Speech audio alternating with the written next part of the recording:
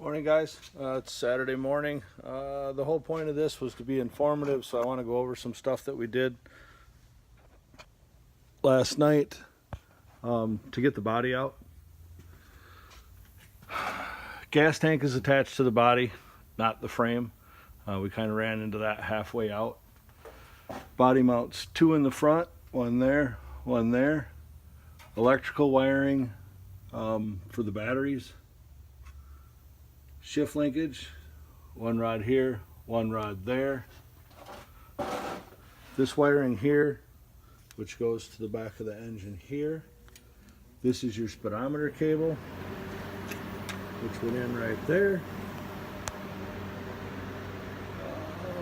In the back, both emergency brake cables.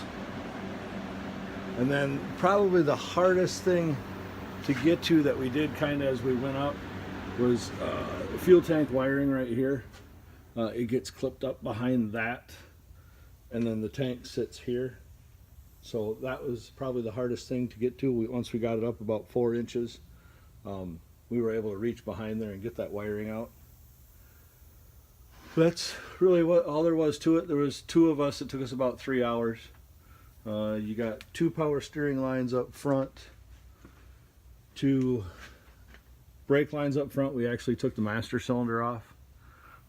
We also learned the steering linkage has to be taken off both the column and the gearbox, for the simple fact that it hits the back of the alternator. If you just take it off the gearbox, we got it pinned and we had to let it back down in order to get that out.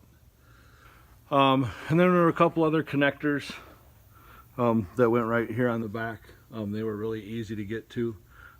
Heater hose lines, tank. Those couple things were right in this area. Heater hose lines, those had to be disconnected. That was pretty much it. This line sits on top of the flat spot on the firewall that had to be pulled out. This goes into the air box.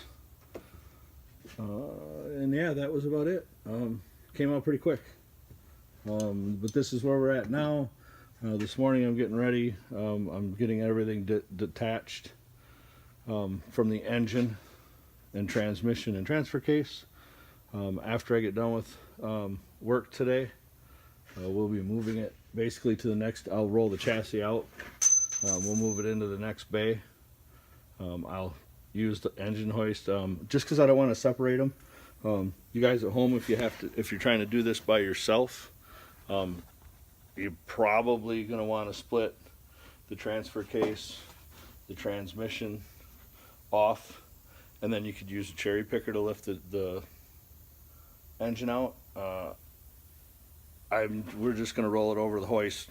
We're going to chain the front, we're going to chain the back, we're going to lift the whole thing out.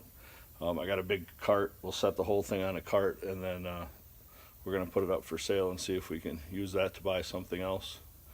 But that's where we're at right now. The Duramax is at the other end of the shop. I don't know if you can see it or not. That'll be the next thing. At the end of the day too, when this goes over here to get lifted out, we're going to pull the Duramax into the first bay down there.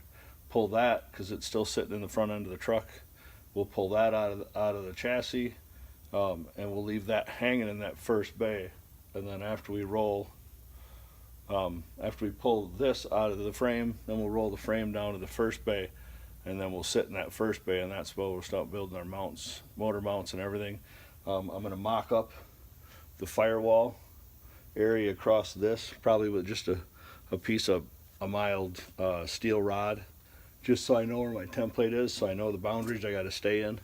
That way I don't get it all bolted in and find out the body don't fit. But we'll do the install down there. It's closer to some of the, well, it's closer to my tools. But that's where we're at right now, guys. Thanks for hanging in. Like I say, it's Saturday morning, Saturday afternoon, after 2 o'clock today when my workday ends. We'll get started again on it, and next thing you know, man, she'll have a Duramax in it. Thanks for hanging out, guys. Later.